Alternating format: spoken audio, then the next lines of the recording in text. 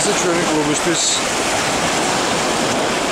მიზღვნილი ჩემი მილოცვა ყველა კლუბელს ვერ მოვახერხეთ 11-ში და 13-ში წამოვედი კაშხალზე სათევზაოდ. ჩამოვედი სადღაც 3 საათის სავალის გზა არის მდინარე კოლუმბიაზე. ტრადიციულად თევზაო ხოლმე ყოველთვის ჩვენი კლუბის იუბილეისთვის. ძალიან ბევრი ხალხი იყო, შაბათს მომიწია, სხვა დროს მე არასდროს არ მოდივარ დასვენების დღეებში და სავსე იყო ხალხით. ეხლა სადღაც 1-10 წუთი რა დარჩა და უნდა გავიდეთ აქედან, იმიტომ რომ ეს დაცული ტერიტორიაა და არ შეიძლება 5 საათის შემდეგ თევზაობა. არავინ არ შეიძლება იყოს ამ ტერიტორიაზე. თევზაობით გაყოფილი ვარ.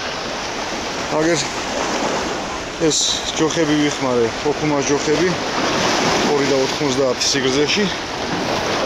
თავისივე კოჭებით და ესე თევზები ვიჭირეთ. ესენი ახლა დიდები დავიტოვე, დედლები არის, ქვირითი ექნება. ზევით ამას მანქანაში წეღანა ვიტანე. ის რა ქვია? რამდენი არ ვიცი, 15 წელი იქ ამობს. დედლებს ვიტოვებდი და მამლები გავუში. აი ესეთი ჯიგებით ვიჭირე. აი ესეთი ჯიგებით, აი ესეთი კარაბინები და სიმძიმეები. ნორჩი.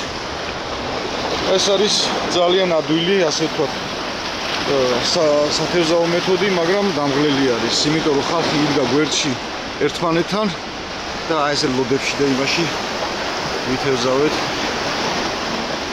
მიტყეპებულებმა ერთმანეთზე. დროებით არა.